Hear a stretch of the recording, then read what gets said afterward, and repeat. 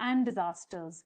So with respect to today's topic, let me share something with the participants in order to set a context for why we are doing this particular webinar. Disasters, they expose children to multiple risks and threats. Their overall well-being and safety is threatened by the very precarious circumstances posed by such crises and emergencies.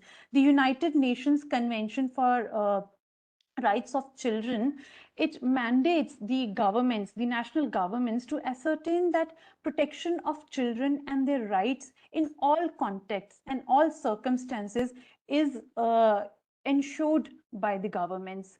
And India, you know, is a signatory of this convention. Hence, the government of India has an obligation, has an international obligation for child protection, no matter what the circumstances. And child protection in disasters and emergencies refers to the prevention and response to abuse, neglect, exploitation, and violence against children in times of emergencies caused by natural hazards, human-induced disasters like conflicts, industrial accidents, etc.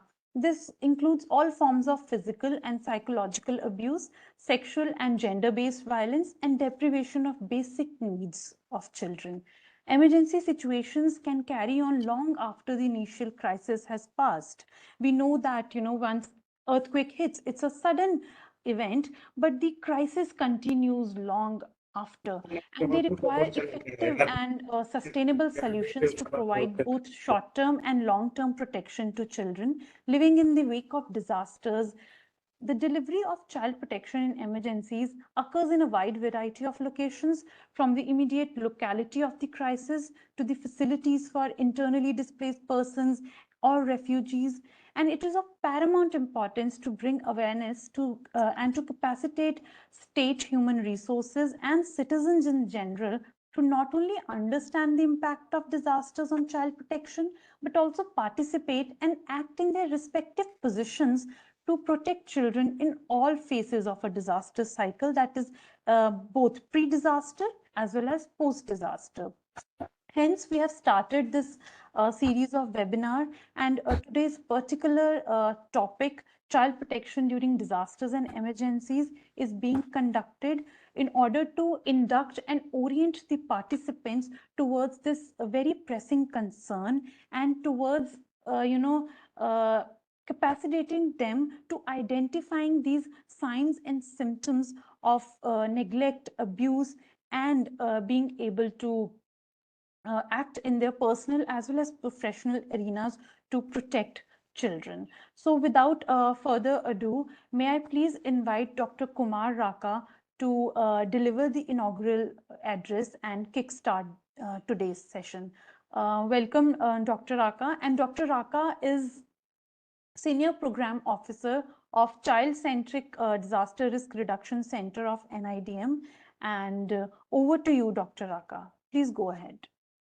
Thank you very much, Dolphy. I hope I am audible. Yes, sir.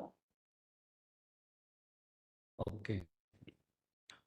Thank you very much to National Institute of Disaster Management, our Executive Director, Sri Rajendra Ratnuji, and MGCPA, Government of Punjab, Central University of Gujarat, and Child Rights and You for coming together in organizing very relevant webinars that will be enriching a lot of stakeholders, along with providing policy measures also. I would also like to extend my heartfelt gratitude to our expert speakers, Sri Gargi Saha ji, Sri Sanjay Jha sir, and also Govind Beniwal ji, and all the participants who have joined us in this wonderful initiative. Thank you very much to all of you. As you know that India is vulnerable to a large number of hazards, which is actually being compounded by increasing vulnerabilities that is related to the changing demographics and socioeconomic conditions, unplanned urbanization development within the high-risk zones in the country, along with environmental degradation, climate change are also the topics which requires our actual attention. Geographical hazards, epidemic and pandemics are another threat the country and the whole world is uh, sustaining right now. So the thing is that vulnerability from disasters varies from one community to other community. That like we saw during the COVID-19 and during any disaster or emergency situation, the things are different. And communities preparedness always play a very, very important role when we are talking about the risk reduction or the vulnerability reduction. The second more important thing I would like to stress here that you'll be surprised to know that India's total child population is, as per 2011 census, it's almost 164.5 million. And if we compare the child population of India at the time with the entire population of United States, there are more than half of the United Nations population, the children are in India. And like Dolphy highlighted, that children are always and most often neglected and marginalized as their educational, nutritional, physical, psychological safety and overall care and protection is compromised during any disaster or emergency situation. In addition to natural disasters, it is also felt that physical hazards and pandemics, there are many other human-induced risks that also constitute a major concern actually. And these induced risk along with natural disasters, they often put children and perpetuate in a vulnerable stance actually, that whether they are at home or within the school or within the community or the outside, wherever the vulnerability is enhanced. And along with that, gender equity is also very, very important when we are talking about children. Gender inequalities that existing in our society underpins greater vulnerability for the girl child. If we compare the girl child to a boy child, children are also most likely to suffer long-term developmental, physical, and psychological setbacks following a disaster situation or emergency situation. And what we need to actually do, actually, until unless we prepare from the very apex level to the grassroots level, things are not going to ease out. And that is why CCDRR Center, with a special provision of Government of India, Ministry of Home Affairs, has been established to provide a special focus on the vulnerabilities of children during disasters and emergencies. Every child, no matter who they are or where they are coming from, deserves relief and care in the times of crisis situation. We all know that children are the worst affected during a humanitarian crisis or an emergency. Take an example, a data suggests that from the year 2000 to 2016, almost over 17,000 children lost their lives in 5 natural disasters only. Okay. Similarly, just a 1-year drought, 2015 and 16 in 10 states of our country affected almost 330 million people. And out of that 37 million were children only. So you can see the situation, what can happen. Along with that, COVID-19 has shown us that when the schools are closed, there are no alternatives. The entire system is not doing what to do actually, how to channelize the energy of children on the one hand and how to continue with their education. So education completely hampered. It was stopped for almost a year. And when the schools are closed, the vulnerabilities are increasing. So induced risk like child trafficking, child labor, child marriages, that are also increasing. And when we are talking about children, so first thing we have to understand that children are from the age of 0 years to 18 years. In fact, when they are into the womb, from that time until the age of 18 years. So along with the age, this age group, this is not a homogeneous, this is a heterogeneous age group. And when we are talking about such heterogeneous age group, then their needs and requirements are completely different. Very small kids or just born babies, they will be suffering from the lack of safe drinking water, food, hygiene, and definitely that is going to affect their overall development. either it's physical or mental. So these things are very, very important, first of all, to understand the gender sensitivity, the age requirement, what we tell life cycle approach. And after that, what are the government, different type of government schemes, who are the stakeholders who are working for that. And accordingly, we can plan at least for our families, our communities, our neighborhood, that whoever is the child, whomsoever is the child, किसका बच्चा है किसका नहीं है इससे मतलब नहीं है, but the child is a nation's child, Bharat का बच्चा है, राष्ट्र का बच्चा है. So we have to understand their vulnerability, we have to understand how we can develop the capacities of the stakeholders dealing with the children, and that is how we can promote resiliency in the society. Until unless we start doing these things, it's very, very important to mention here that India is also a signatory of Sendai Framework, Paris Agreement, Sustainable Development Goals, and all those actually commitments are approaching very near, and we have to do still a lot. Not only Sendai Framework or Sustainable Development Goals, also our Prime Minister's 10-point agenda on disaster risk reduction is very, very important. And if we want to achieve that, then we have to ensure that children are safe, thrive, and learn in both developmental emergency scenarios. Again, I would tell you that every child, doesn't matter who they are or from where they come from, they are at the forefront. They are today's, not only future, they are today's, they are actually present. Every family, every school, every colleges, the present is because of the children as well as our future. Thank you very much. And once again, I would like to thank our partners, MGCPA, Chandigarh, and Central University of Gujarat, and Child Rights NGO. Thank you very much. Over to you, Dolphy. Thank you so much, Dr. Raka, for setting the tone and perspective for the entire webinar.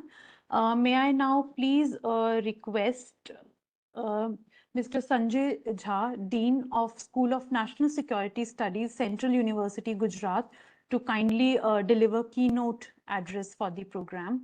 Welcome, sir, and over to you. Thank you. Thank you, madam. And a very good afternoon to all of you. It's indeed a privilege on my part to be associating Central University of Gujarat with this very, very important initiative. And I am privileged to be part of this webinar on child protection during disasters and emergencies, jointly organized by National Institute of Disaster Management, CUG, MGCPA, and Child Right and You.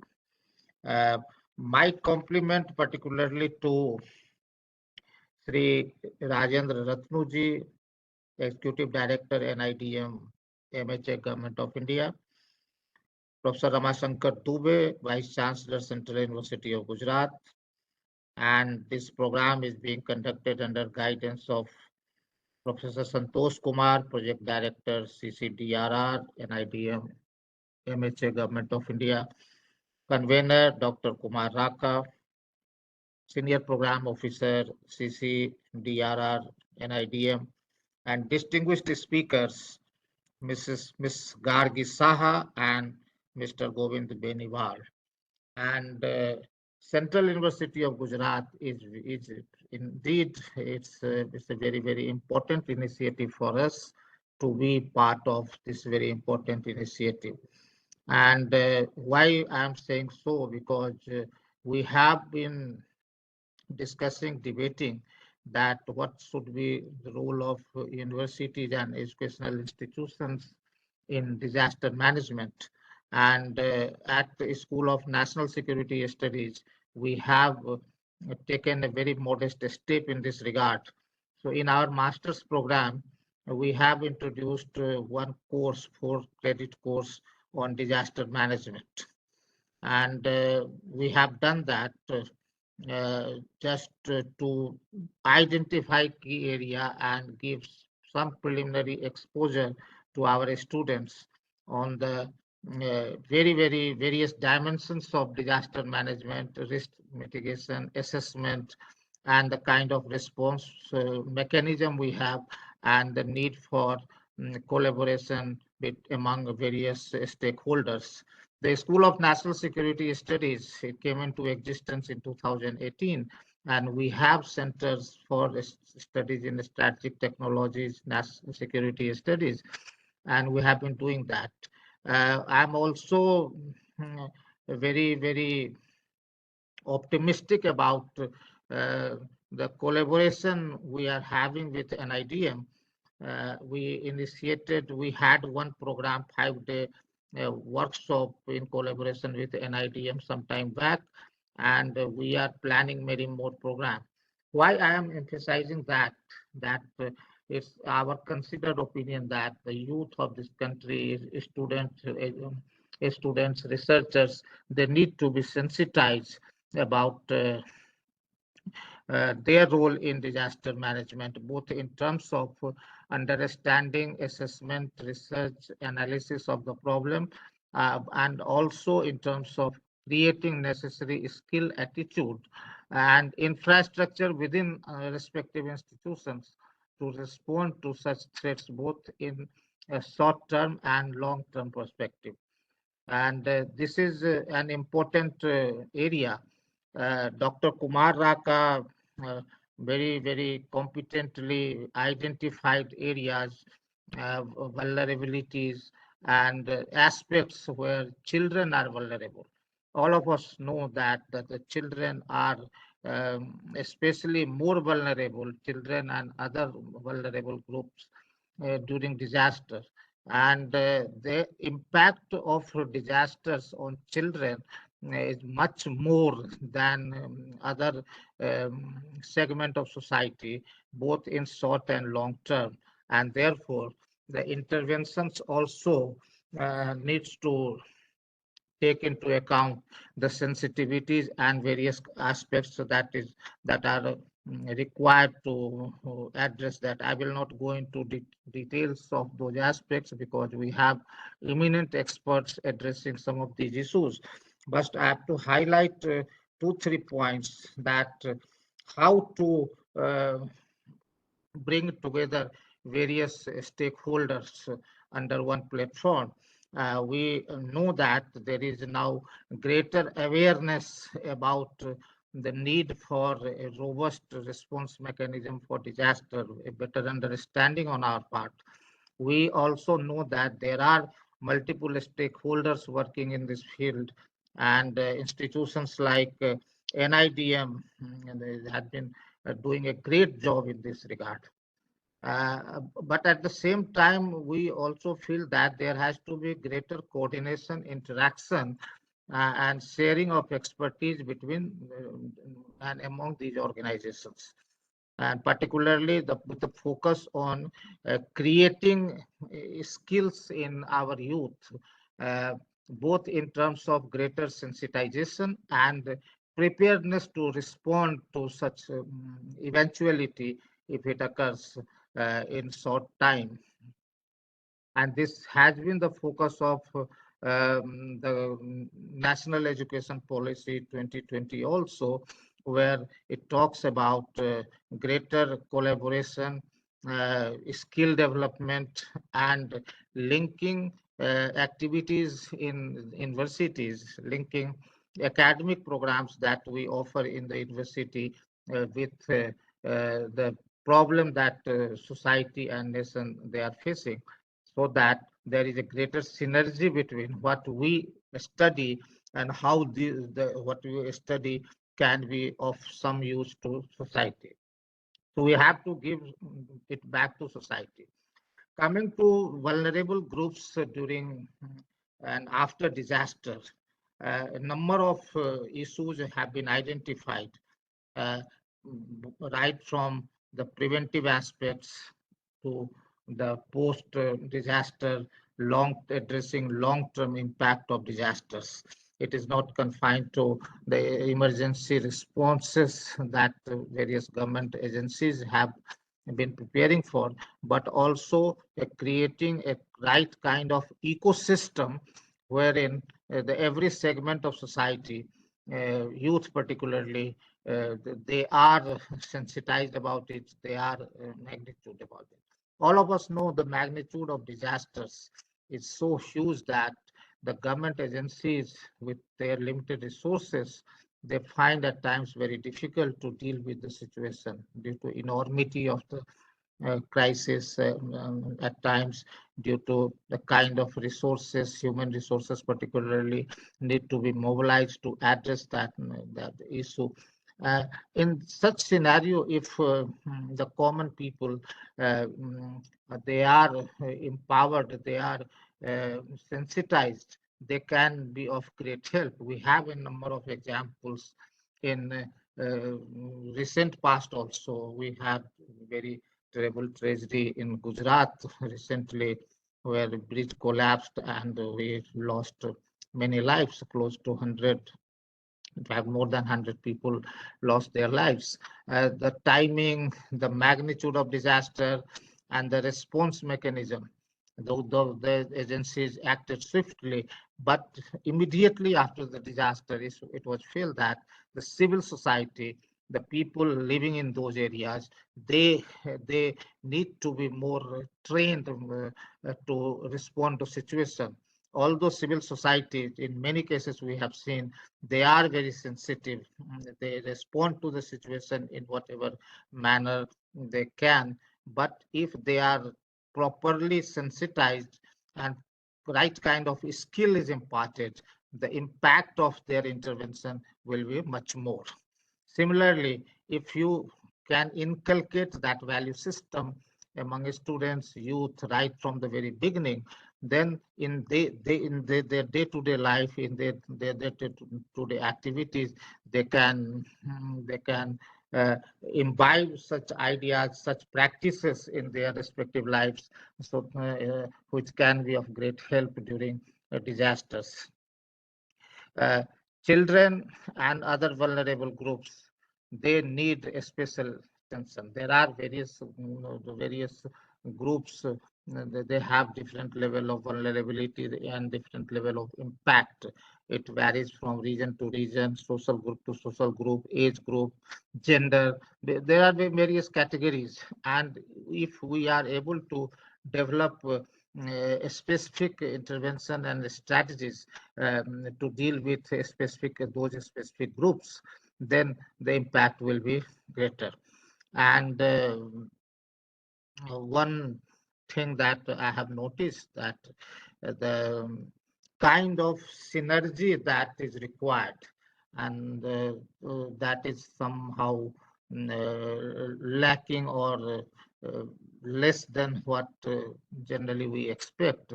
And in this regard, I would urge greater collaboration, more frequent interaction, sharing of expertise, sharing of resource person, and developing both short-term and long-term training program, academic program, and including research programs on these areas.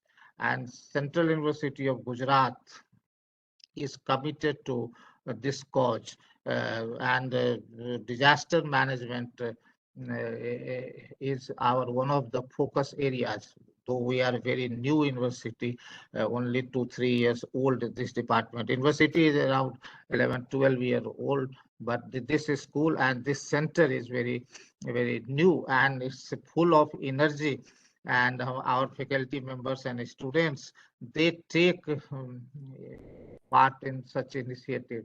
So this webinar, I hope that will be able to create some, will be one step in that direction, wherein we can come together more frequently to address. And I'm hopeful that the eminent speakers, the panelists that we have, they will enlighten us on various aspects of impact of disaster on children, and the issues relating to child protection during disaster and emergency. So I am thankful to the organizers for giving me this opportunity to share some of my preliminary thoughts. I'm not an expert on this particular area, but we have been doing some work related to this field, and I wish all the best to this very important initiative, and I'm hopeful that the participants will find it very useful and they will carry some good message from this webinar. Thank you very much. Thank you so much, sir. And thank you for highlighting the importance of stakeholder engagement in this entire program. And thank you for being here. So now let us start our technical sessions. May I please invite our first speaker, Mr. Govind Beniwal. Sir, I have made you the presenter. You may go ahead and share your presentation. And meanwhile, let me introduce him to our participants. Mr. Govind Beniwal is a child protection expert, and he has been working in the area of child protection since he joined the campaign against child labor with support of Bonded Liberation Front. He has rendered voluntary services as convener of Rajasthan Labour Watch, which is an informal group of several NGOs working on the issue of child labor. He also worked as a coordinator for Khilti Kaliyan Alaripu organization, which working with runaway children and children staying at railway platforms. He has delivered many technical services to Department of Social Justice and Environment and Empowerment, Government of Rajasthan, as consultant with support of UNICEF Rajasthan for the effective rollout of Integrated Child Protection Scheme, that is ICPS, in the state of Rajasthan. In the year 2012, Government of Rajasthan also appointed him as a member of Rajasthan State Commission for Protection of Child Rights, which is a statutory body to look after the issues related to child protection in the state. He has also worked as a director of Antakshi Foundation and looked after the UNICEF support project titled Strengthening of Child Protection System in Rajasthan. He was nominated as a member of high-level committee constituted by Rajasthan State Legal Services Authority of Rajasthan High Court under Juvenile Justice Act 2015. And currently he is serving as a special officer on duty to Department of Child Rights, Government of Rajasthan. And thank you so much, sir, for agreeing to being here and host and taking this special presentation on child protection during disasters and emergencies. Now, may I please open the floor to you? Over to you, sir.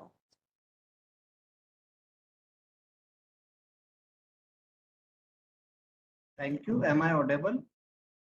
Yes, sir, you're clearly audible. Thank you. Good afternoon, everyone. First, I would like to thank National Institute for Disaster Management and Child Rights Center, Central University of Gujarat, and CRY for providing this opportunity to share my views on the topic vulnerability mapping and child protection. For this, I have prepared a presentation to discuss various aspects related to vulnerability mapping and issues related to child protection. As in inaugural session, Dr. Raka said that is internationally we have a framework which is known as United Nations Convention on Rights of the Child, which provides rights, which defines and provides a mechanism to access the rights which is guaranteed to children who are below the age of 18 years. And similarly, in India, our constitution provides basic fundamental rights to children and casts a responsibility to the state to ensure the full to ensure that children achieve their full potential by providing various services, program, and offering different schemes and through enactments of laws. In this session, I will talk about how we can conduct a vulnerability mapping, and how we can offer the child protection services to children who are affected by the disaster or who are in situation of emergency.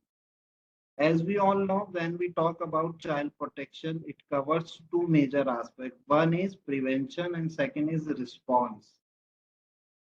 If we see in child protection programming in the country, majorly we are focusing on response mechanism. And for response mechanism, we have robust child protection system in the country. Through Juvenile Justice, Care and Protection of Children Act, and recently launched Mission Vatsalya, which is a centrally sponsored scheme of Government of India. Both these instruments talk about child protection and majorly focus on children who are affected in difficult circumstances, and children who are affected by disaster and emergency situations. And various child protection structures from the national level to the village level has been conceptualized, and so far at least we have the district level child protection structures and across the country. So we will talk about on that aspect. And third, most important aspect is when we talk about disaster or any kind of emergency situation, and situation like pandemic, which we all have recently faced, the COVID-19.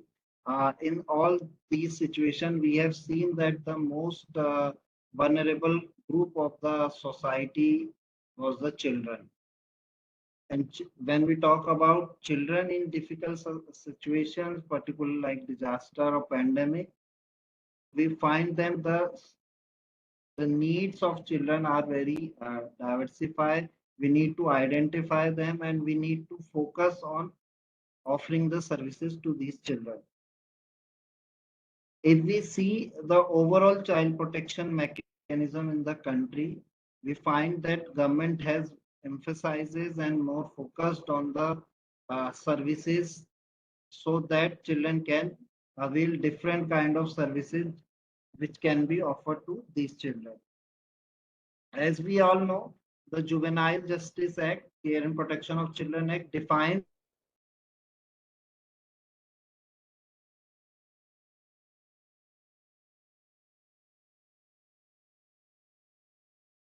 different categories of children who can be considered as a children in need of care and protection. One of the category of child in need of care and protection, which is defined under the Act, which says children affected by natural calamity, civil unrest, or any disaster situation, like either it is a man-made situation or natural disaster. All children who are affected by in such situation will be considered as a children in need of care and protection. Similarly, Mission Vatsalya program scheme also talks about vulnerable categories of children and also defines that children affected by disasters or emergency situations will be considered as a child in need of care and protection. Now, as we might be known that Juvenile Justice Act is a primary legislative framework for children who are in vulnerable situation and children who are in child in need of care and protection. The Juvenile Justice Act provides a basic framework on how to provide services to the children who are in such category. This act laid down the basic procedures and provides a scope of establishment of structures such as child welfare committee, which is like a judicial forum and which is primarily responsible to educating the cases related to child in need of care and protection. Apart from this Juvenile Justice Act also provides a framework for the rehabilitation of children. As we all know, children who are affected by the disaster are most vulnerable and are at risk of family separations. They might be trafficked, or they are risk of engaging in some hazardous activities, or like situation like pandemic, where we have seen that the lots of thousands of children become orphaned due to pandemic, and these children are at risk of illegal adoption, sale, purchase, trafficking. So Juvenile Justice Act provides that mechanism so that we can ensure their protection by offering them a different kind of rehabilitative services. Uh, During the pandemic, we have realized one thing, that child protection is now being considered as an emergency services.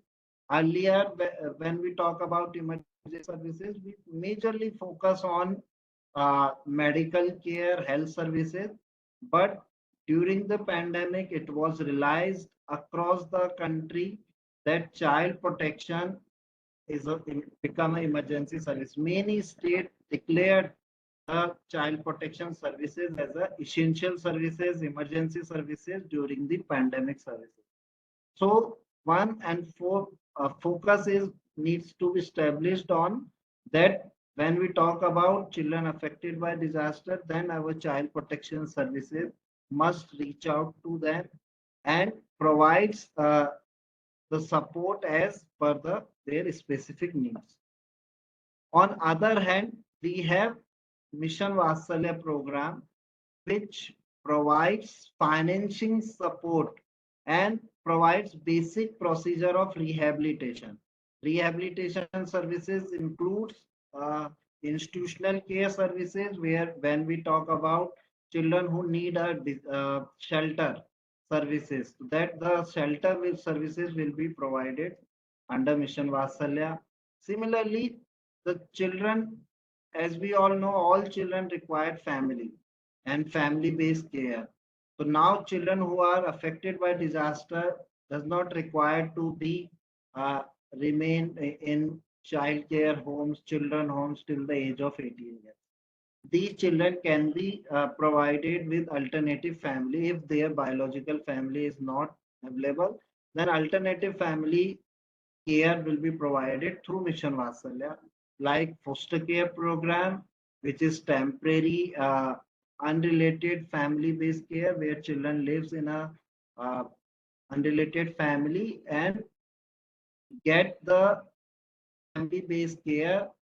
Similarly, group foster care program and sponsorship. I think a sponsorship program in such for children affected by disaster is very important, because it provides financial support to the families and to the children who are at the risk and whose vulnerabilities is higher as per the provisions of Juvenile Justice Act and Mission Vatsalya.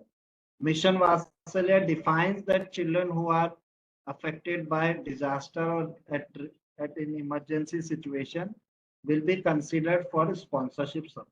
Now, awareness about these programs is very limited. Otherwise, families who are affected by disaster and their children are at risk can get and avail this benefit, so that children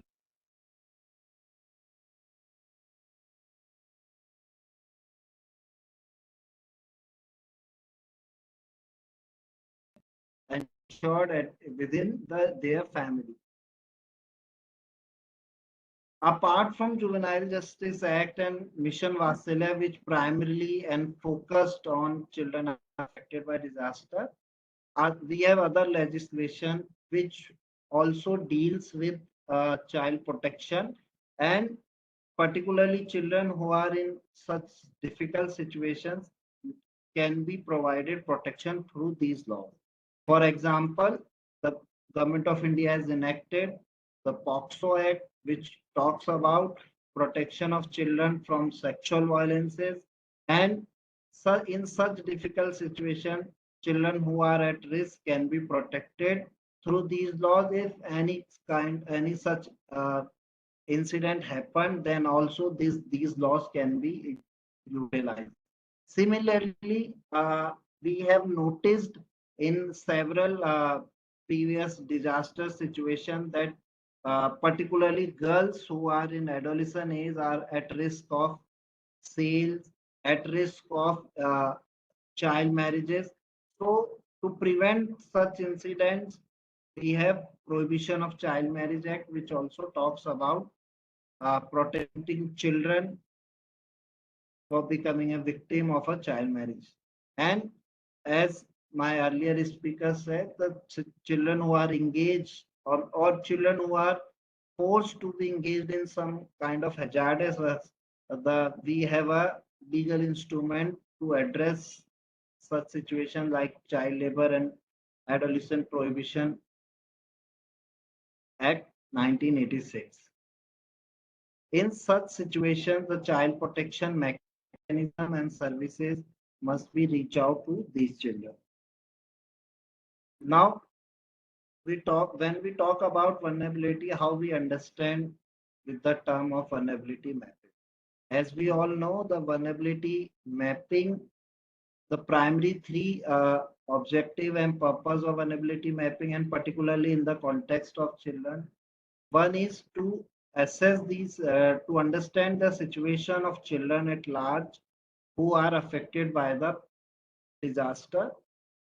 For example, like children who are affected in pandemic, we have seen that uh, children are forced to live in their house, and we have to focus that the COVID virus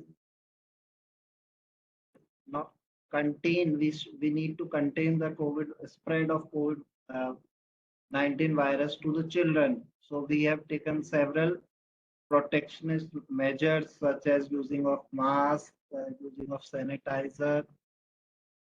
So similarly, in other situations also, for example, situations in earthquake, first we need to reach out to the children and we need to see the situation that how many children are being affected and what kind of support they required immediate.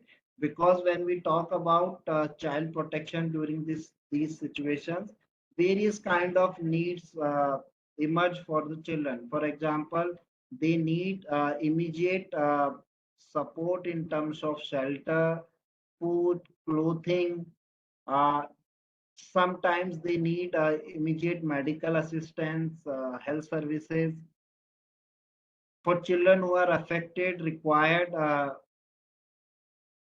support in terms of identification of their family if family is not around.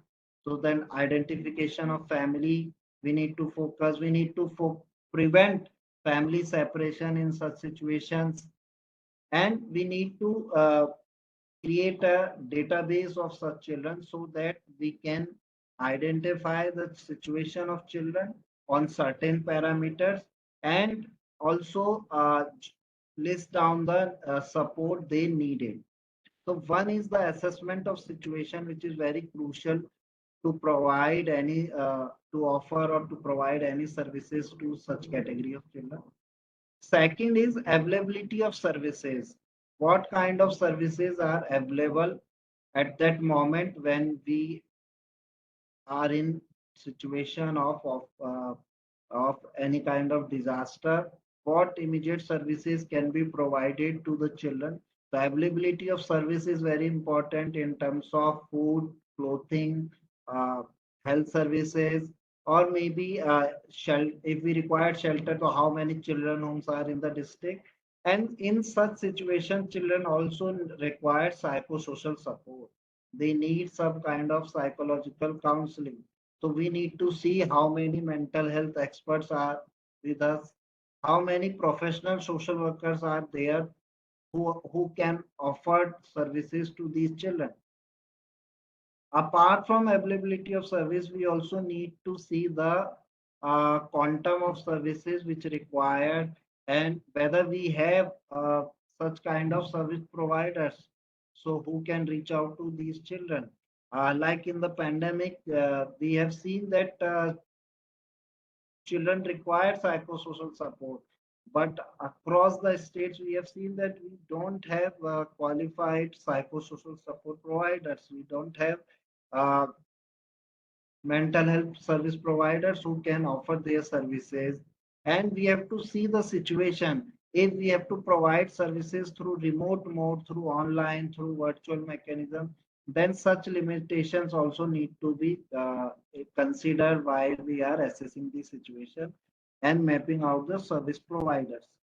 Uh, One of the major component is that the capacity of service provider is, what is the current capacity of service provider to address the needs of children. If they don't have such capacities, so we need to build their capacities in a very shortened time. We need to see what kind of capacity enhancement is required and what is the best way of capacity enhancing for this service provider, which is very important to offer any kind of services to the affected group, particularly children. As we all know, when we work with children and children who are affected by any kind of disaster, or children who's a victim of any kind of exploitation or abuse, the child psychology needs to be understand. Our service providers need to understand how to interact with these children who are affected in such situation, and how to engage with the children to gather the basic informations about socio-economic condition, about their family member details, about their siblings. So approach to work with the children also needs to be understand, and if required, the capacity on this aspect is also need to be focused and need to be provided.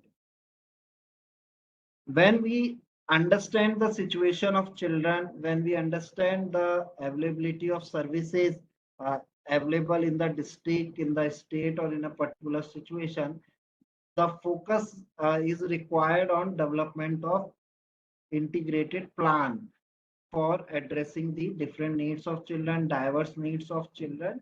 And the plan development is very, very crucial aspect in such situation, because the plan has to be a very comprehensive, and the plan must also provides an scope of convergence and coordination, because when we talk about child protection, it's a multi-dimensional, multi-stakeholder, multi-sectoral thing. So we need to focus on the who are the service providers and who are the authorities responsible for addressing the vulnerabilities of children, and so that our services reach out to the children on time in a very coordinated and well planned manner. The development of plan is very important. And if we talk about the plan to address the vulnerability mapping, we need to define certain core things for this plan. One is the basic principles, core principles, which needs to be followed by all the service provider, all the stakeholders. We all know that the basic principles require the protection of children from further danger, harm is very important. Best interest of child during such situation is required. Neutrality in providing services is very important. Creating safe spaces for children. Children who are affected by any kind of disaster first required to be taken to the any safe place in the community, or space by created by the government or disaster management authorities or the district administration.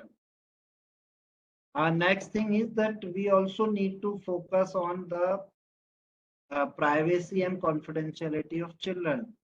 We have seen many incidents where the vulnerable children's privacy was disclosed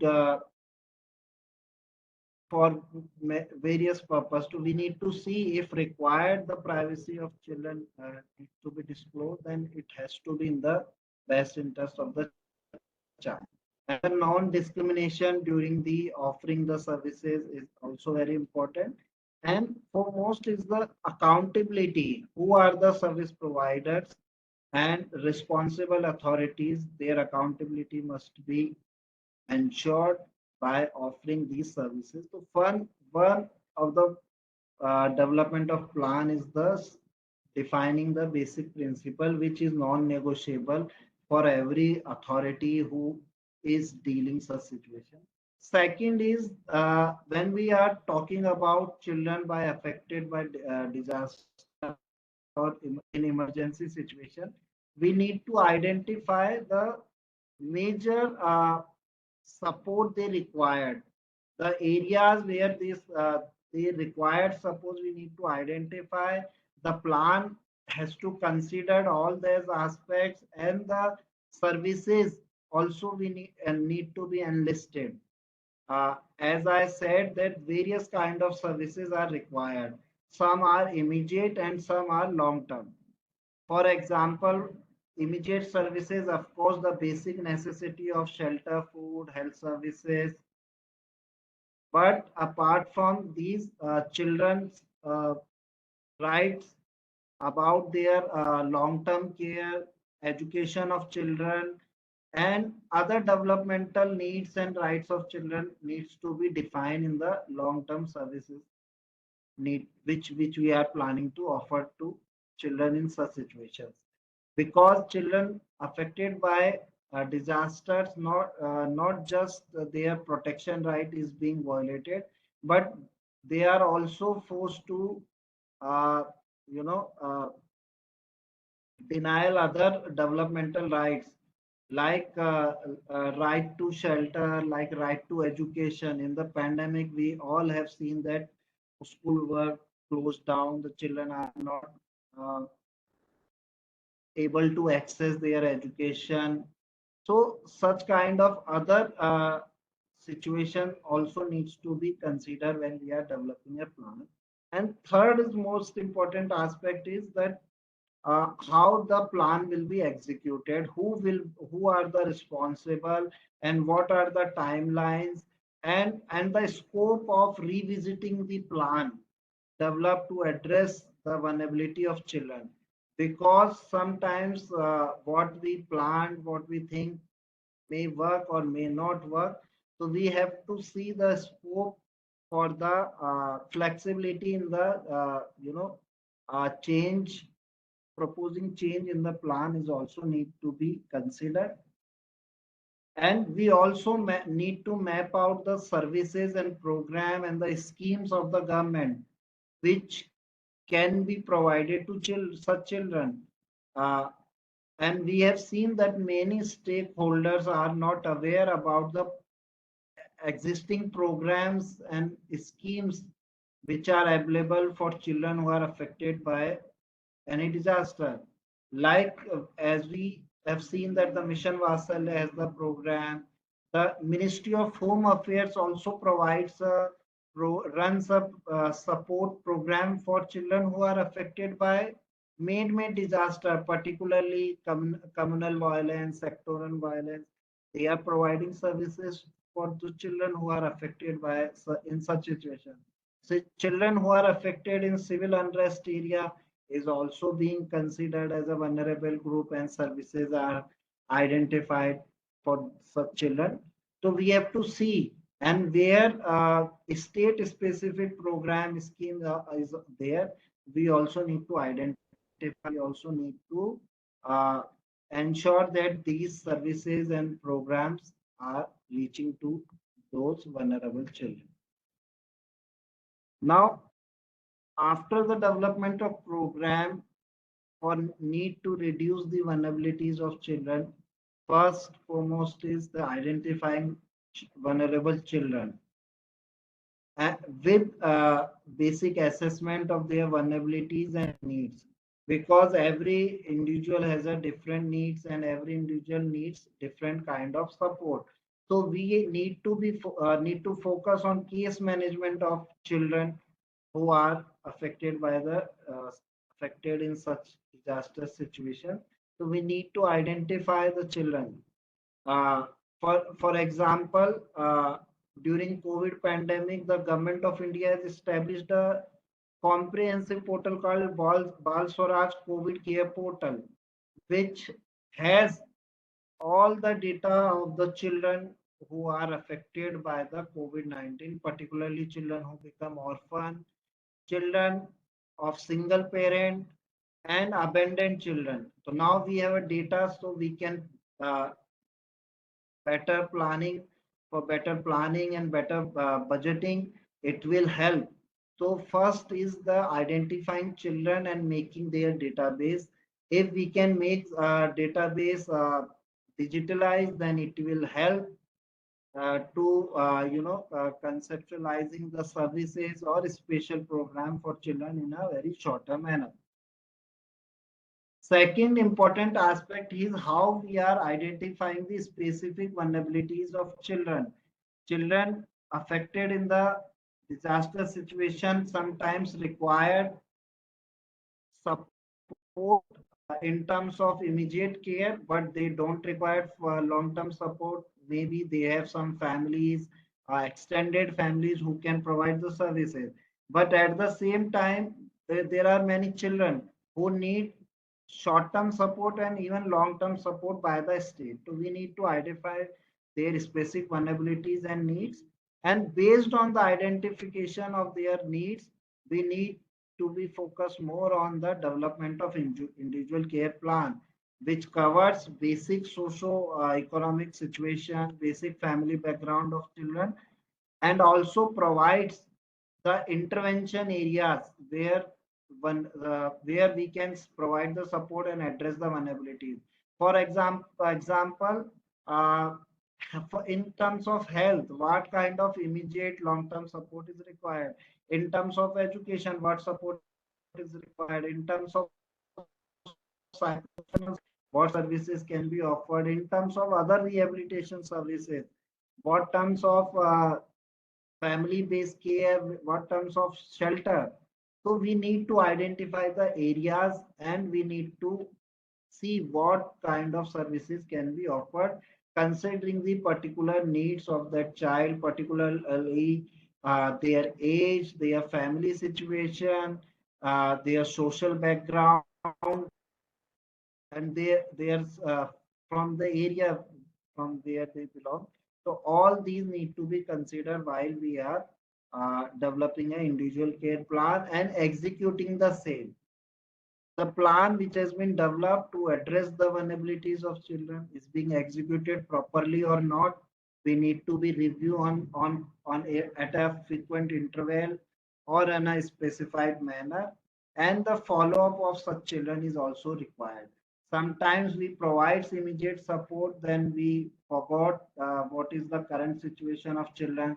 Is children is reunited with the family, the children is socially reintegrated with the family, or children is migrated or is become a victim of trafficking. We might be, we don't know.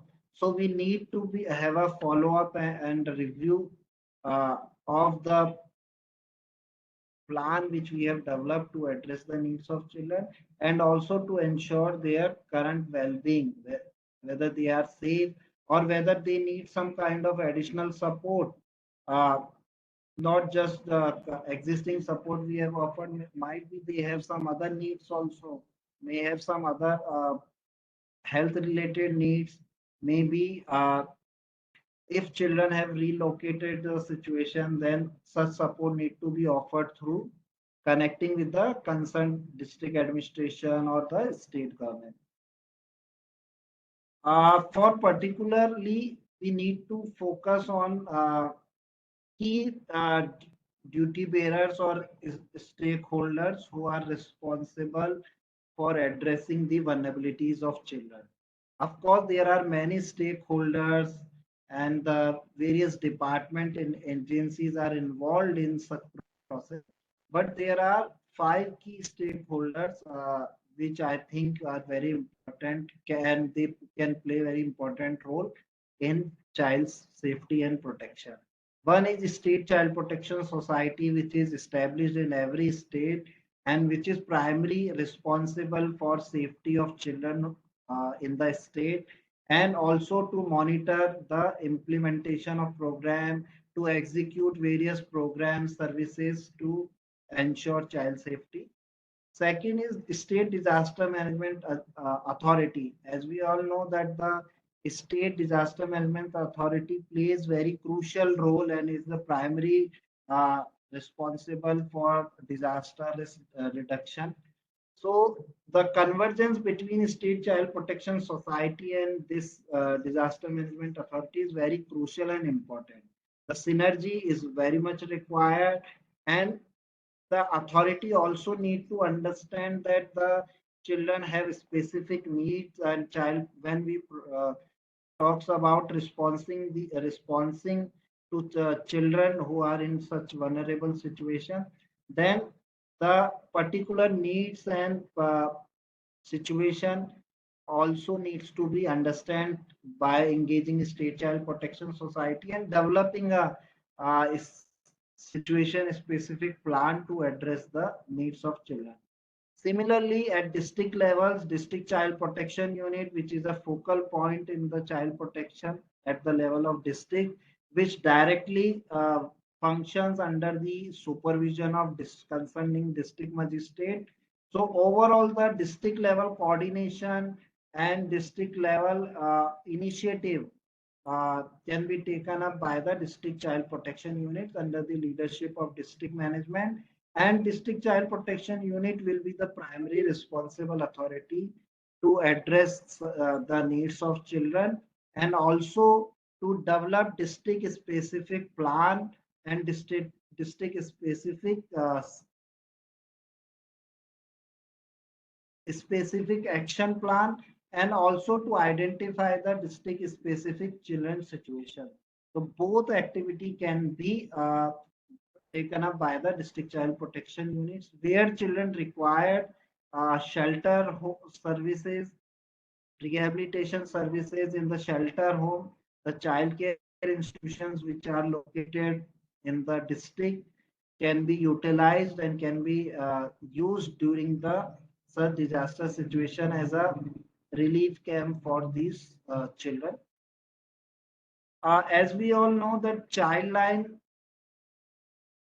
services considered as emergency services, and this is the primary services which offers and which identify children who are at risk, whether they are affected by disaster or by any such situation, or maybe children of a victim of any crime. The childline play very crucial role in the lives of such children. So the engagement of childline services, they have very robust outreach services which needs to be utilized while we are providing services and offering such services to these children.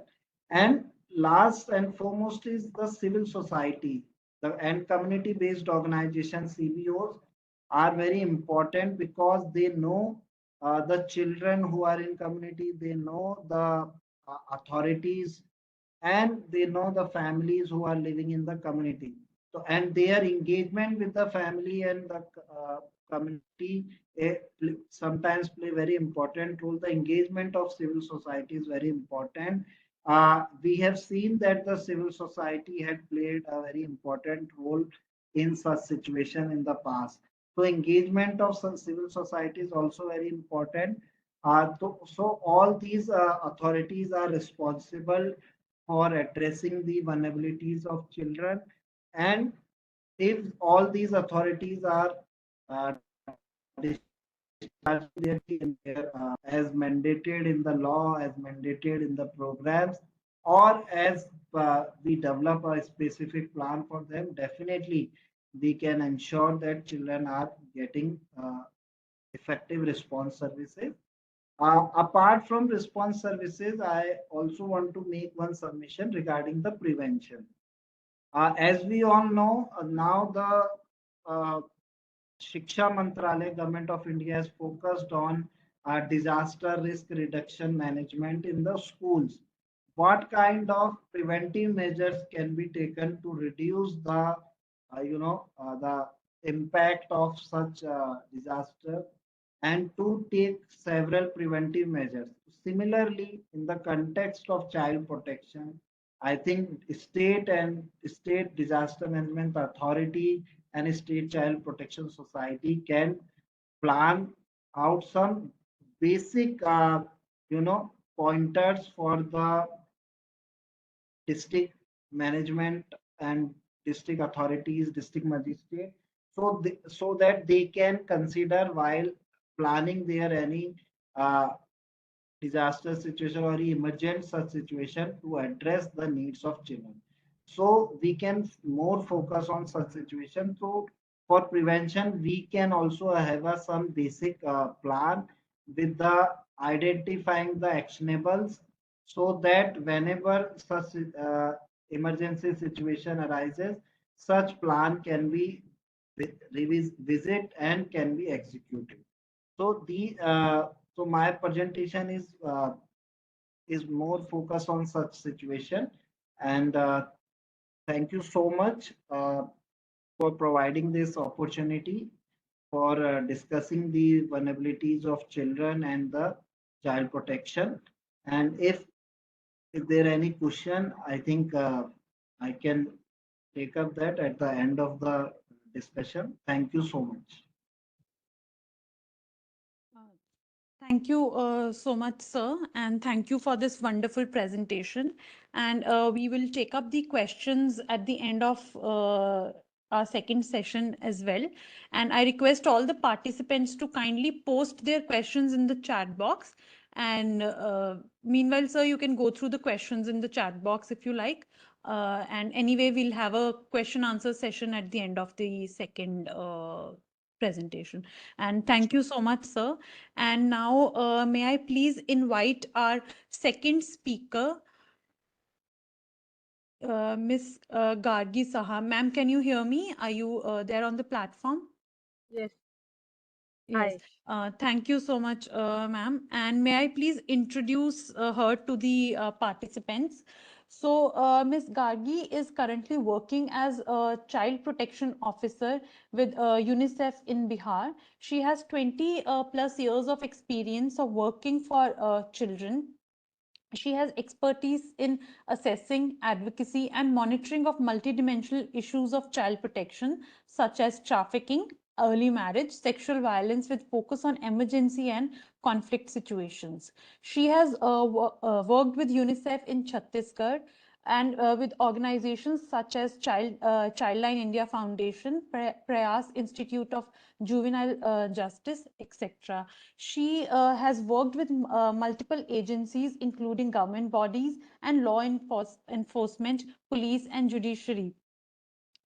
And she has been a part of CCDRR's engagement with participants for a few years now, and we have had ma'am for multiple webinars and programs with us. And thank you so much, ma'am, for agreeing to take up this presentation with us again. And over to you, ma'am. And I will share your presentation. Thank you so much, Dolphy. And I would start by thanking the entire CCDRR NIDM team, Mr. Ranjan Kumar, Mr. Raka, and all the others, who has made this opportunity available. I am outside, so in case I am in a hotel, I came to meet someone for an official meeting. So in case there is any noise, please excuse, and I hope you are able to hear me. So I'm, going to talk about child protection during disasters and emergencies, more from the perspective of my own experience and less from a more theoretical point of view, because I think the theory part, I'm just hoping that Mr. Beniwal has taken, or, generally we keep talking. So I'll spend some time on the theoretical, but largely it will be on based on my experiences working in the field. So in my 20 plus years of experience, as Dolphy was saying, I was fortunate to have some experience working for the tsunami, though that was like distant, but then on the ground for the Kosi floods, which happened in 2008, and the aftermath was until 2009. And the picture that you see on this slide is actually from that time, 2009, post Kosi floods in Bihar, North Bihar. And apart from the yearly floods which Bihar suffers, I have also had a lot of experience working in a conflict affected state, that is Chhattisgarh, you know, the Naxal violence and conflict. So that is a very different kind of an experience. But nonetheless, because, you know, we are talking about emergencies, so I think it is very, very important to mention conflict as well, because without conflicts, only disasters don't make, you know, I mean, it's not like a complete full picture. The other experience I would just share here is that very recently I got an opportunity to work in Ethiopia, Eastern Africa.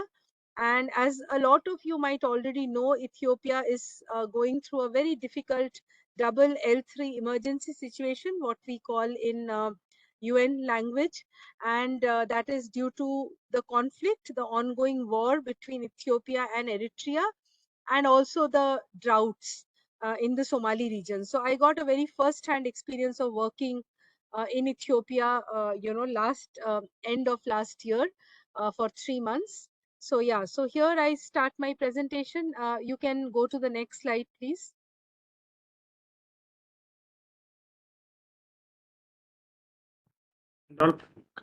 Yeah. So there's some the impact of disasters on women and children. I think you know, India is amongst the world's most disaster-prone countries, with 27 out of the 29 states and 7 union territories which are exposed almost on a yearly basis. A lot of states face natural disasters such as cyclones, earthquakes, landslides, floods, and droughts. Between 2010 and 2020, 30 million people were affected by disasters, especially floods, and 4.5 million were affected by cyclones in India. Apart from the floods, cyclones, and droughts, also earthquakes, tsunami, landslides, and conflicts. These also are, you know, situations where children face the most vulnerable situation. Next.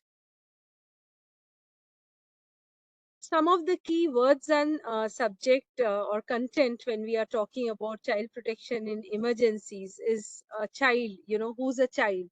So as we all are aware and we know that as per the Juvenile Justice Act, a child is anyone between 0 to 18 years of age.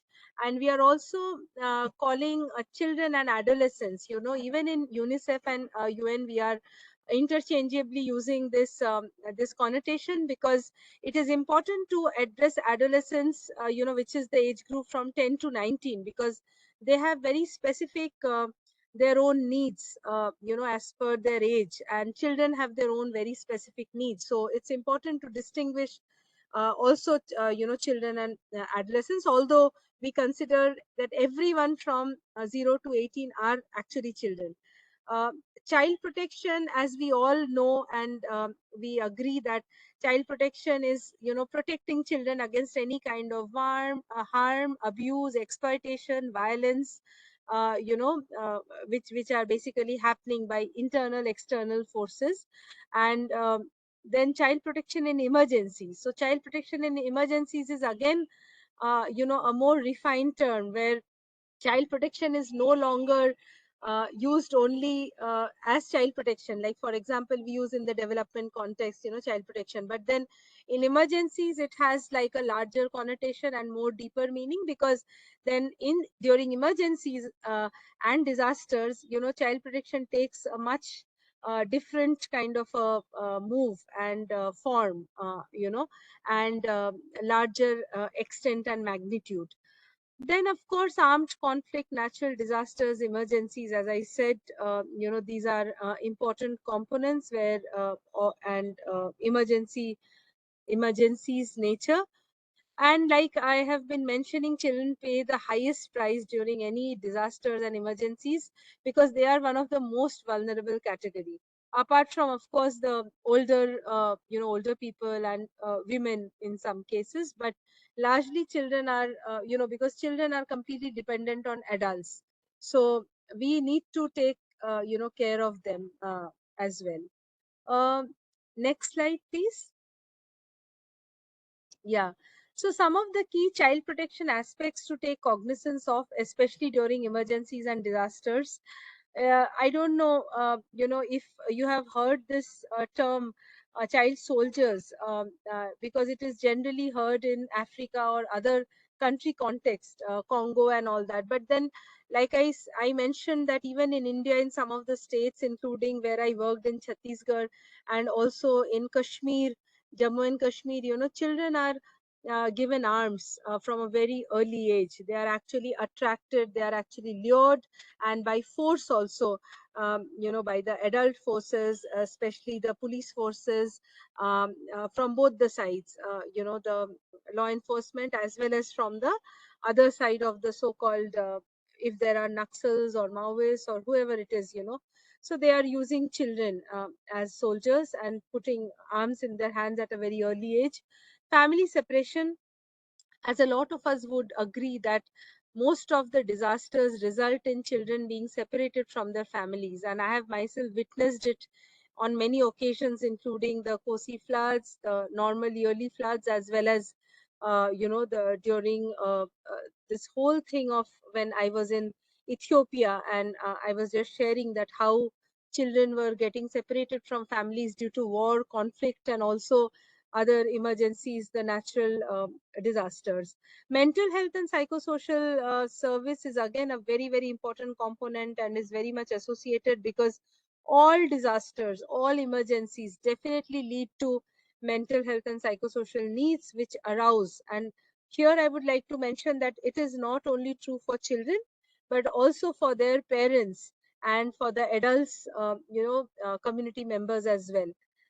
Orphans of conflict and war, children, as we know, they lose most of the times either of their parents or both their parents, and then they are called orphans. So orphans, as we can understand, they need special services and special, special kind of, their needs grow during these emergency situations.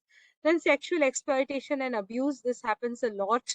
Now, a lot of it goes underreported or unreported, but then sexual exploitation and abuse, in UN terms, we are using PSCA, Prevention Against Sexual Offense, Exploitation and Abuse. And this is not only we are talking about externals coming and abusing children, but also internal, for example, a lot of times we have to be very, very careful when CSOs, our own organizations, our own staff, what could be connoted as an exploitation or abuse. So all these things are very, very important when we are working in humanitarian situations.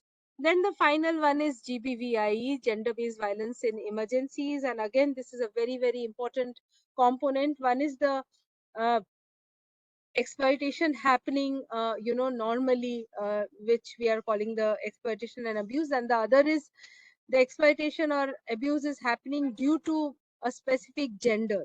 When I'm saying gender, again, we should not confuse, because it is not true that only girls face abuse. Girls face abuse of a certain kind. They are absolutely much more vulnerable, girls and women, during any emergencies.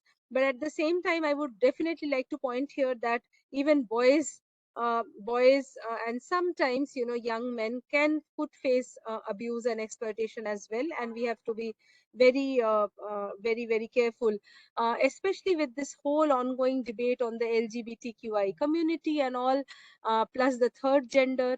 All of us can imagine that uh, their protection needs are much, much more different, than ours, or than the so-called males and females. So hence it is very, very important to take those into account as well. Next. Some of the consequences, I would say that in 5 major natural disasters, just to understand the magnitude, from 2000 to 2016, almost 18,000 children lost their lives, which is a huge number. And during 2015-16, drought in 10 states that affected an estimate 330 million people, including 37 million, children under age 5. That's a huge figure. School closures, as we all understand, one of the biggest impacts is closing down of schools, and that affected 286 million children in 2021 alone due to the pandemic. 50% increase happened in violence against children. Disasters lead to increase of child forced migration, marriage, abuse, trafficking, out of school children, bonded labor, harmful social and traditional norms. For example, child marriage. Then in Africa, there was another thing called female genital mutilation, FGM. So these also, rise with any ongoing conflict and emergencies and disaster situation. As I already mentioned, we see a rise in the GBVI cases, both sexual and physical, and then difficult to get. This is a huge, challenge as well as a consequence that data against data on violence against children and GBVI is very, very difficult to get and, then get collated to. And there is always a struggle to meet demands for supplies. Next. Floods, this is again from my experience that I am sharing these photographs. Also, you can see this is from the Kosi floods in North Bihar way back in 2008, where both Nepal and Bihar, northern part, in Bihar, almost more than half of the states were affected that time. Especially the northern 5 districts were massively affected. So as we all understand that there is no basic facilities, no water, food, no access to schools. School buildings are used as shelters, and these are something that I have myself witnessed, that people have been staying, children have been staying with their families for as long as 3 months only on the school buildings because they are above water and they are not submerged. There are menstrual health management related issues for girls and women, and health related risks for children, which also increase a lot during this time. Next. Next slide, please.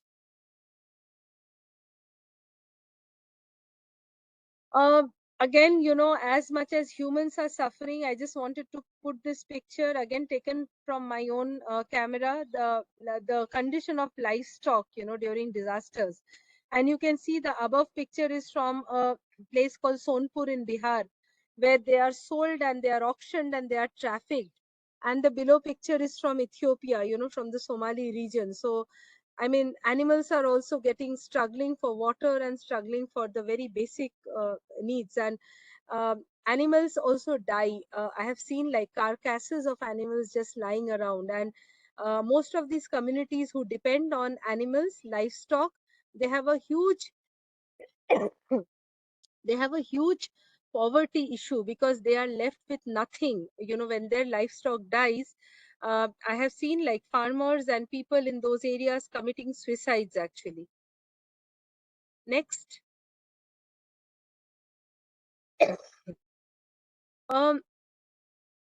Again, these two pictures, you can see a comparison. On the right hand side are the IDP camps in the North Bihar region, and on the left from the Ethiopia Somali region.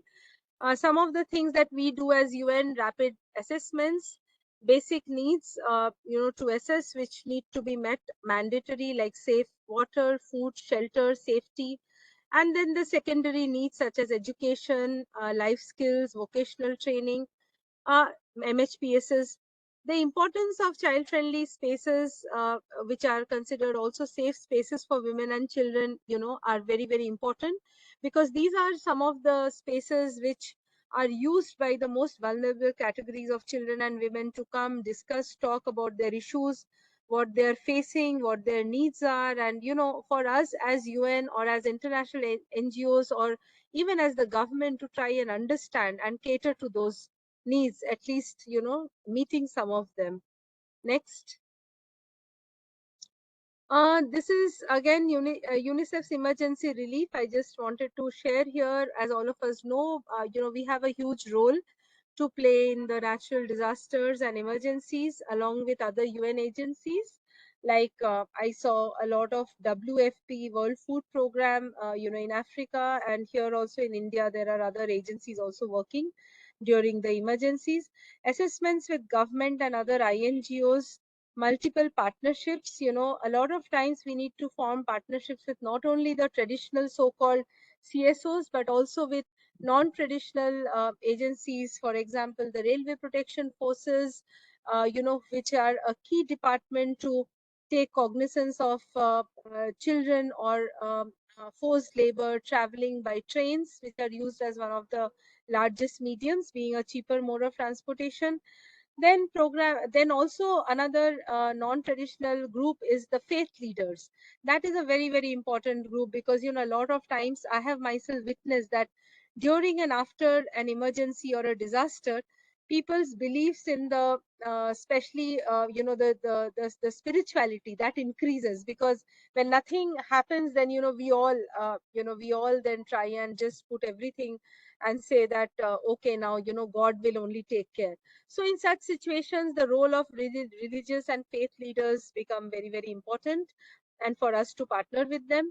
The programmings that we do mostly consist of interventions, programmatic interventions on the ground, where we are providing rescue, rehabilitation, reintegration, and also we work on prevention, as well as supplies. Supplies, become very important.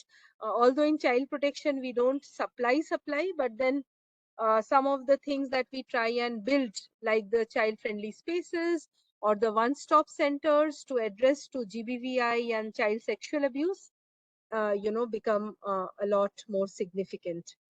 There is a need for greater interagency collaboration. A lot of times I see that, we are all working in silos. I think it's very important for all of us to keep in mind that the goal is one, the objective is one, and we all need to move towards it to try and ensure that, each and every vulnerable child is protected from violence, abuse, and exploitation. A lot of times I see there is no collaboration on the ground between different agencies. Everyone wants to do their own work, and then the problem is that there is no collaboration. Sometimes we are also duplicating efforts. So how can we reduce those? And that is also the intersectoral collaboration as well. Then the actions that we are supposed to take on the GBVI and the CPAR, they are also very important. Next. I have already said that, I won't repeat, but some of the basic needs that we can see that people struggle with are food, nutrition, water, shelter, dearth of medical support, health, hygiene, especially menstrual health management is compromised, and then this whole overall safety and security which is at stake for children. Next. Next slide.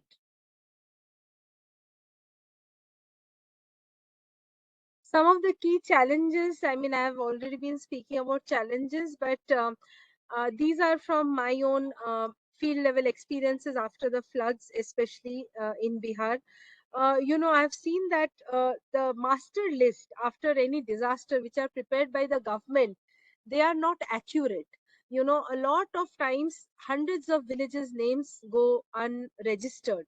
So how do you make this happen so that a lot of times there are conflicts, between the communities because of resources, because of relief items, and we should do a more neutral job of distributing relief items. So that is one. The second, like I've already said, that the total count of population, whether it is livestock or it is humans, it's very important how to support the government to have a proper database of how many people are alive, how many are dead, who all are suffering, who all need medical care. So this kind of a database and MIS is very important and key. I have also witnessed, due to extreme helplessness, hopelessness, and poverty, for 500 or 1,000 rupees, children are sold, basically trafficked. So how can we, help to address these issues? And also this whole thing of systemic corruptions. Many times when children are being trafficked, I've also witnessed that it is none other than the police themselves, the railway police themselves, that have been the perpetrators, because they know the best how and where the children are being taken, and things like that. And it's very difficult. So how do we have a larger networking, a larger kind of a collaboration with various government departments, various law enforcement agencies, so that children, their vulnerabilities can be decreased.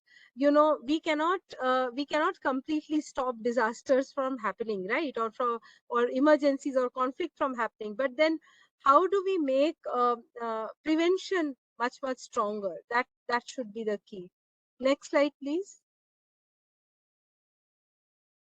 Some of the key learnings, again, challenges as a development professional myself, might face working in humanitarian situations, especially floods. Like I said about the counting of population, that should be undertaken jointly and not like separately in silos by the government, UN agencies and INGOs. As child protection professionals, we must fulfill our duty of explaining the reasons for our action. Why we do what we do. That's very important, because many times we don't explain and we just leave the audience or the children or the vulnerable community just like wondering that uh, uh, and sometimes, to be honest with you, I also question my own self or our own agency's work, that are we actually supporting them, helping them, or sometimes due to our actions are we not generating more harm for them. So these are very important and basic questions. Then child survivors, victims, our most important stakeholders, we should be listening to them without being judgmental to their side of the story. That's very important. And external needs, aid needs contextual sensitivity. We cannot put oranges and apples together, that whatever support is needed in Kashmir or Chhattisgarh will suit Bihar or Telangana or a West Bengal or Goa. That cannot be done. Then natural disasters, as I said, lead to violence, increase in violence. Factors such as poverty, ignorance, illiteracy, sometimes I feel they are overrated, and there are other strategies and ways that we can really adopt, to actually curb these issues. And children are more than statistics or data collection tools. We must remember, every child has a face. We just cannot like say that, okay, so many millions, so many thousands, it's fine. One, there is always a question on the accuracy of data. But then second, each child has a face. Each child is an individual. So we must not forget that, and we must treat them as human beings, as children, and not only as, as statistics. Need for diverse set of partnerships. Like I said even before, it's very important, including PRI, CBOs, and groups such as Jivika, Mahila Samakhyas, Women SHG groups, as we have in Bihar. Technical understanding and quick adaptation to emerging situations. It's very important that we have built capacities of the railway force, authorities, law enforcement, police, judicial, as well as, last but not the least, I think one of the most important strategy that I have myself, kind of adopted in my own programming is creating adolescents themselves as agents of change for their communities. That's very important, because if you create peer leaders among adolescents, your half of the work is done. There is no need to then do a lot of things which we do before the floods every year. Every year we know that this is the time that the floods are coming. Why do we duplicate efforts? Why can't we prepare the community? Why can't we prepare children, adolescents as change makers, and through them? For example, in Bihar we have something called a Safe Saturday. We have introduced with the government of Bihar a module in the curriculum where there is a safe bagless Saturday where children come for getting knowledge about these things. What is fire safety? What are floods? What are droughts? How can they, help? What can they do when there is a snake bite happening? Things like that, or a lightning happening. So very small things, but very important things. Next. I think that should be my last slide. Yeah. So as I have written, all children need protection, whether in North Bihar. The picture that is, below, you can see that's a broken school, after the floods, where these children were coming to study, and that picture is from Somali region in Ethiopia. So thank you all so much for listening to me, and I would hand it back to the organizers.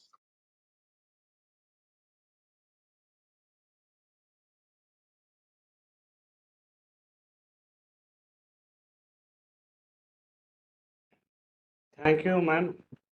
Thank you for nice presentation. You have covered 20-year experience in child protection and emergency. You also highlighted the different type of major disaster and how children affected during the disaster situation. You also highlighted about the adolescents and girls child gender violence in emergency, and also you also discuss about the both in terms of physical, emotional impact, psychosocial impact, all you have already covered in this session. So now we can move in question session. Dolphy? Yes, sir. Yes. So let's move on to our question answer session. May I please request Govind sir to let us know he's there on the platform so that we can jointly move towards the question answer session. Govind sir, are you here? Yes, yes. Okay, okay. So let's see what the questions have been posted. Okay, so there is one question. What can we do? What can we do to make people aware about child protection in our communities? So, who would like to take this question? We can mutually decide who would take which question and if to share the question one by one. The question is, what can we do to make, what can we do to raise awareness about child protection in our communities?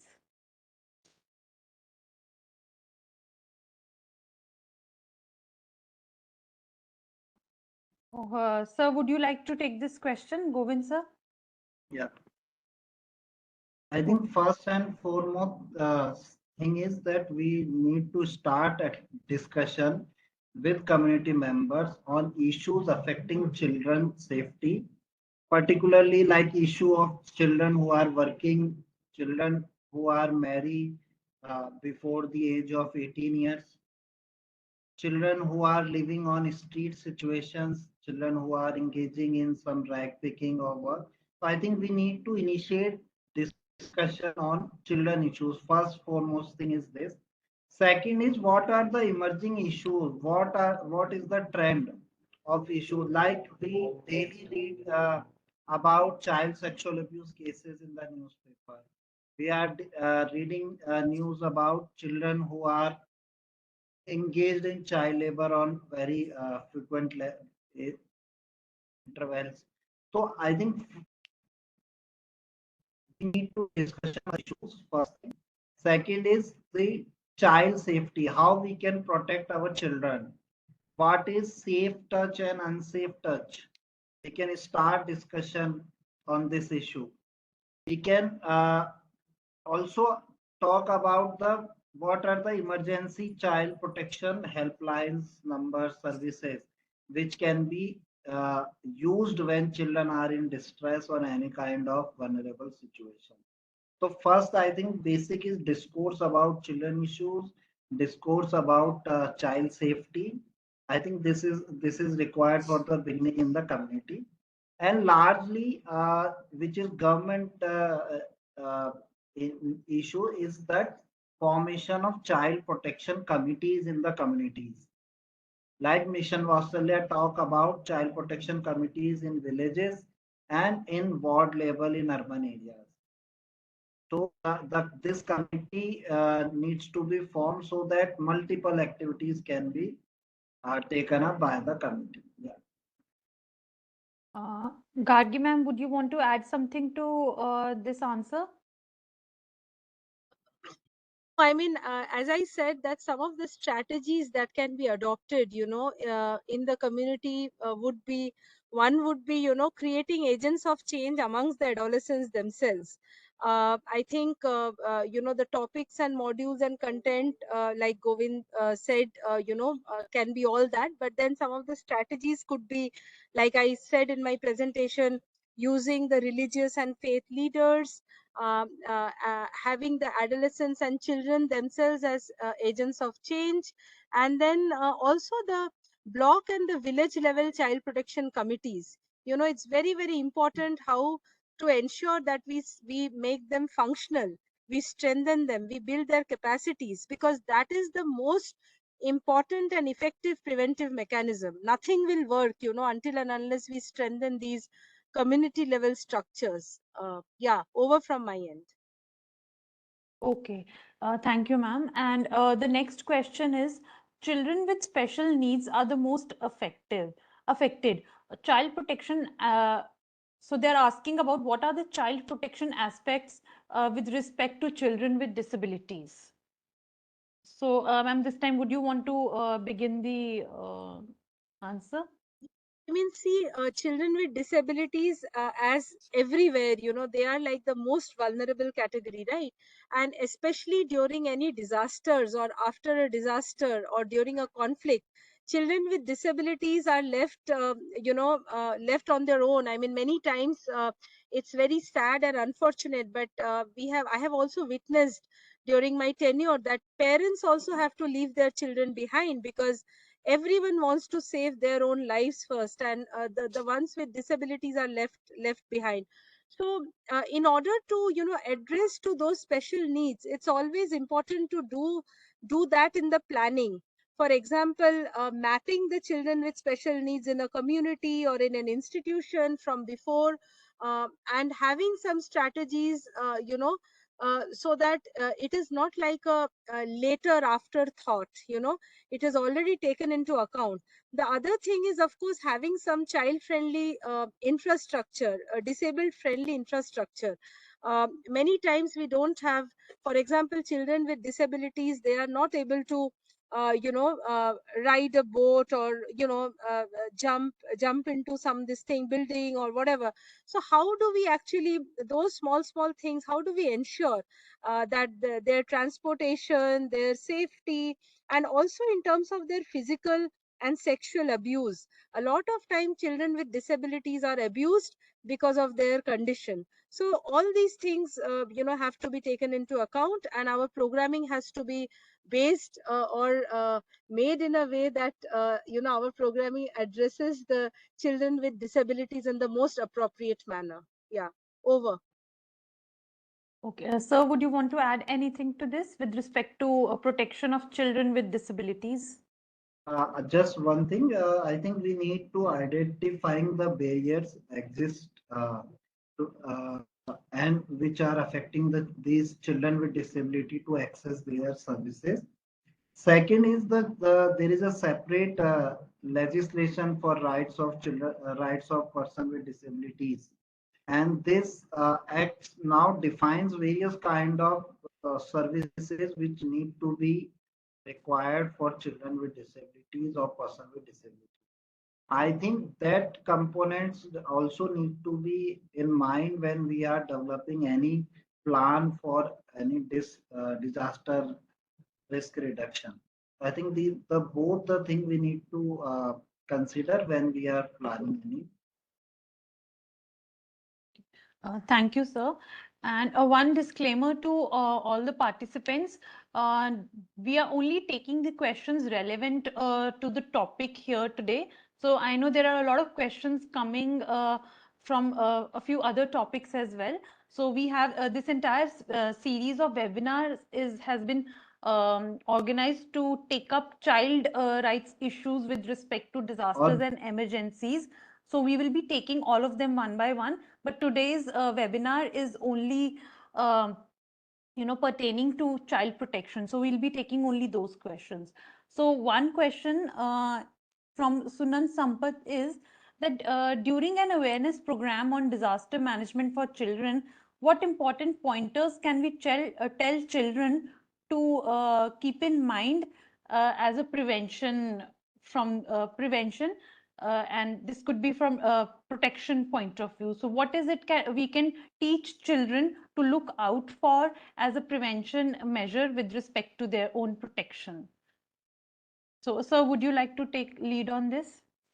yeah, I think first foremost thing is about to understanding about child safety for himself or herself, and what is safe and unsafe touch, setting the boundaries. I think this is important. Third is that the issues which can affect them, uh, I think these are the important to educate children on these issues and where they can ask for any support when they are in crisis. I think these are the very basics, and this has to be very in a age appropriate manner. If children are older, then of course we need to talk more about their safety and their thoughts, and also uh, uh, setting the limits for themselves. And if children are young, then we need to consider their age and also need to focus on age appropriate education about just safe touch and unsafe touch, and where they can report what they can share with the parents when they are finding any difficulty. I think it has to be Thank age you. appropriate, and we need to develop some kind of module engaging with children on these issues. Thank you, sir. Ma'am, would you want to add to this? Yeah. Just very quickly to what Govind said, just adding that apart from children just being beneficiaries, where we have content and module and all of that with them and teach them and orient them and sensitize them, I would also like to say that especially as a preventive measure during disasters, the children should also be made into peer leaders, into support systems, because we are anyway falling short of human resources, right, during or after any disaster. So how can children, we consider children and adolescents to be much more resilient than many of the older people, so how can they play a role to support in terms of mapping of the most vulnerable, in terms of children know the best where their friends are, if their friends are getting married early, or their friends are being trafficked, or they're about to leave school and get become an out of school child, so most of this information is with the child or with the children themselves. So how can we utilize this information and prepare these children so that they are able to act as peer leaders and not always they require to come to CP systems, such to say, quote unquote, the formal systems of reporting. Over. Thank you, ma'am. And I see that there are a few questions with respect to which jurisdiction the committees fall in, and what are the departments at a district level or state level responsible for child safety and protection. Govind sir has given those answers via chat. So I request all the participants to go through those answers there, because there is a dearth of time. So I will not be stating those. So request to all the participants to go through those that chat. Then there is another question which says that, is there any change required in our education system to ensure the safety of children? So ma'am, would you want to take lead on this? Yeah. Again, just coming from the Bihar experience, we have had our DRR, our DRR section working very closely with the government department to introduce child safety policies within DRR, including the Safe Saturday, which has been very well owned by the government, especially at the Chief Minister level himself. And then this the bagless and the Safe Saturday that I said. There is also a wagon wheel kind of a structure where different modules, across the entire year, that has been spoken about on adolescent sexuality, sexual abuse, child labor, child trafficking, the menstrual health management. So things like that, the health, the protection issues during or after disasters, all this is been done, and it's been very well accepted by the government. The other thing I would say, that mass level awareness nowadays, every child, everyone is hooked to mobile phones, to online methods. So how can we use those very effectively and get the messages, the jingles played, and also so that children themselves are able to access these and share. So yeah, these are some of the things from my end. Thank you. Sir, would you want to add anything to this?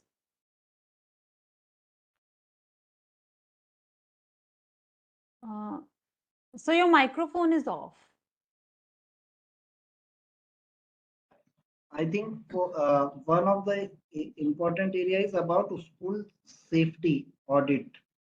In certain state, this is the concept of school safety audit is being introduced to identify the situation of school, whether school has taken all safety measures for the protection of children, and second is school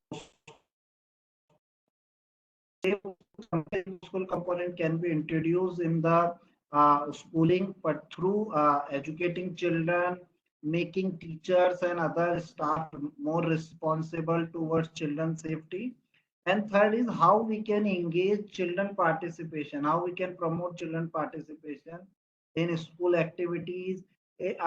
Through children clubs, child rights club, we can promote several activities like Gargi has said that the Saturday is a one day especially focus on children issues, no bag day. So such kind of activities can be promoted through enhancing children participation. Yeah. Okay, thank you, sir.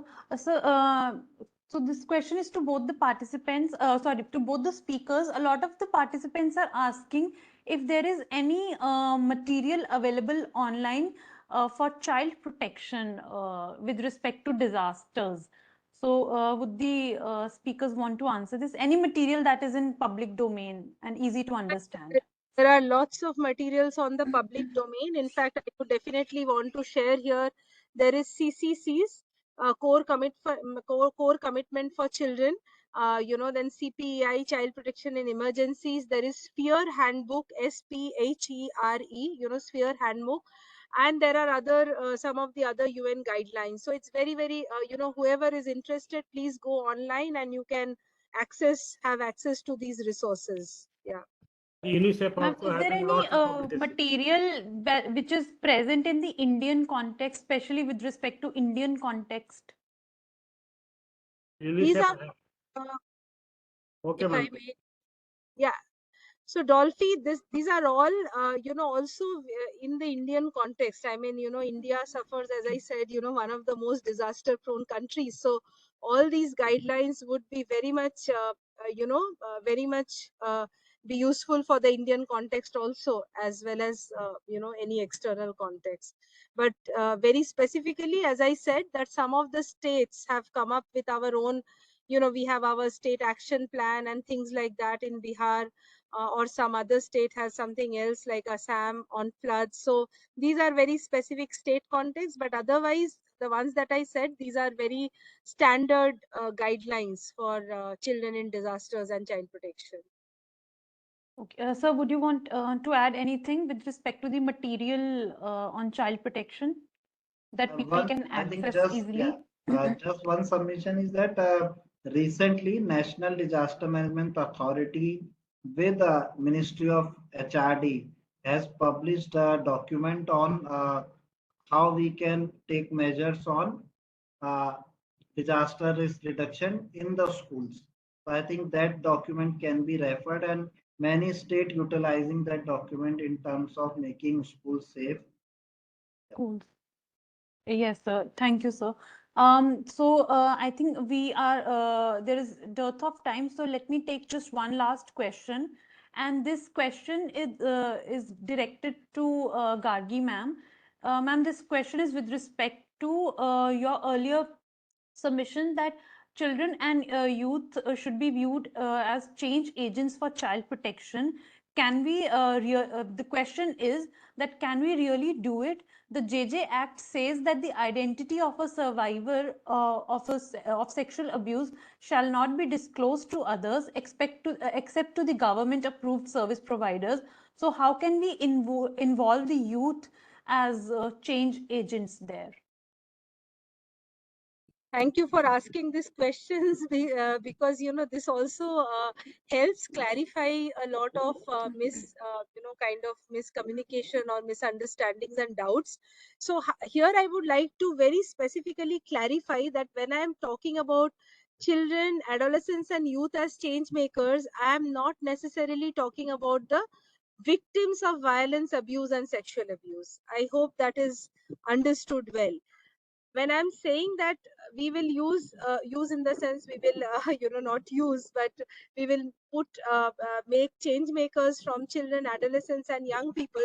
That means through our community based programming, through the schools, there are communities, there are out of school children. For example, in Bihar, we work very closely with the Mahadalit mission, and we have created more than 38,000 such adolescent groups of girls and boys, and these are all from the very most marginalized Mahadalit communities, which are completely outcast. And if you meet them, if you speak to them, you wouldn't even understand that they are the ones which are most marginalized. They are like so smart and so well spoken. And we have also had the concept of Bal Panchayats, where these children come and present their charters to the district administration, district collectors, and then we help them as the UN, as the government, in collaboration, we help them to come get a platform at the state level, speak about their issues, present their issues. And these charters have been presented to the government, and none other than the senior ministers have, sat on dais and answered, the question. So what I mean is that, when we are talking about we working for the children is one, but when we are talking about creating change agents among children, adolescents, and young people, it is about empowering them. It is about enabling them to speak about their own issues, and nothing can be more powerful, believe me. This I'm speaking again from my own experience. Over. Okay, thank you, ma'am. And Govind sir, would you want to add to anything to this question? This is the last question on the platform today. I think just one point I want to make is that the provision regarding the non-disclosure of identity and privacy of children and making relate to certain category of children who safety might be in danger due to disclosure. So apart from that, all other categories of children who are not fall in the category of child in conflict with law or child victim or child in need of care and protection, their identity can be disclosed or children can come. We need to understand that this does not contain children to express themselves, and that it's not hinders any child participation in any manner, and it's only deals with a certain group of category, and even in where also child participation is required, the competent authority can provide the approval for the disclosure also. So it's not that key in every case the privacy and confidentiality provision will be applicable. Thank you. Sorry. Thank you so much, sir. And like I already said, that there are a few questions that Govind sir has already answered in the chat box. So I would request the participants to kindly refer to the chat box there. And this brings us to the close of our question answer session. Again, thank you so much to our speakers for dealing with the questions and taking the questions so wonderfully well. And there were so many new things that I myself have learned today. So thank you so much. May I please now invite Dr. Shaheen Ansari, education specialist from CRI, to wind up today's program with his closing remarks. Over to you, Shaheen, sir.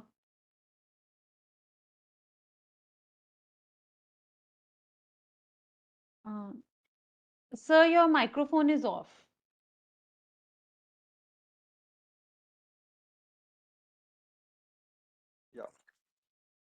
Hello. Thank you, Dolphy. And it is really a wonderful session. And Dr. Beniwal sir, I have been, I had worked with him, for more than 5 years, and I know, and it was good to listen to him again today. And it took us through different aspects of child protection and also how we will, deal with during disaster and emergency. So, and under Gargi ma'am, her experience of Somalia and Bihar's flood, and sharing both national and international things together, and then coming with a perspective of how we should be dealing with, child protection in disaster emergency. Those are very enlightening, and I really enjoyed listening to both of them, learn a lot, and I hope other participants have also felt the same. They are so in-depth studies, so understanding is so well, whether it's flood or some other part. So it was great learning, and so thank you, Dolphy, for providing this. Over to you. Thank you, sir. And may I please invite Miss Nitika from MG SIPA Chandigarh to give a final vote of thanks. Over to you, Nitika. Thank you, Ms. Dolphy. Good evening, ladies and gentlemen. It's my privilege to propose a vote of thanks on behalf of MAXIPA, NIDM and CRY on the successful completion of the webinar on child protection during emergencies and disasters. Firstly, our heartfelt thanks to our esteemed speakers, Mr. Govind Beniwal, Child Protection Expert, Ms. Gargi Saha, Child Protection Officer, UNICEF, who have shared their insights on child protection during disasters and emergencies. A special thanks to our Director General, Shri Anirudh Tiwari, IAS, Shri Ganesh Dalyan, IAS, Director MAXIPA, and Shri Rajendra Ratnu, IAS, Executive Director, NIDM, for guidance and encouragement in our efforts during and before the webinar. We would like to extend our heartfelt thanks to Professor Santosh Kumar, Project Director, CCDRR NIDM, for the motivation and the moral support.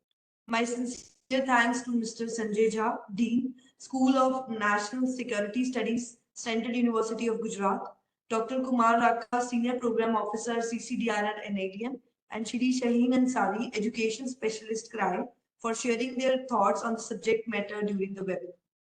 Many congratulations to Mr. Ranjan, Consultant CCDRR, and Ms. Dolphy Raman, Consultant CRY, for successfully coordinating this webinar.